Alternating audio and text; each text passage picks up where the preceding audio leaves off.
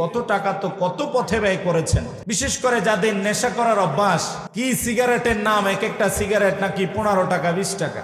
যারা এক প্যাকেটও দৈনিক সিগারেট খান, দেখা যায় দৈনিক 500-1000 টাকা তাদের সিগারেটের বিলি চলে যায়, ঠিক কিনা? ওয়ালা তুলকু বিআইদিকুম ইলা তাহলুকা। আল্লাহ বলেছেন তোমরা তোমাদের হাতগুলোকে ধ্বংসের দিকে ঠেলে দিও না।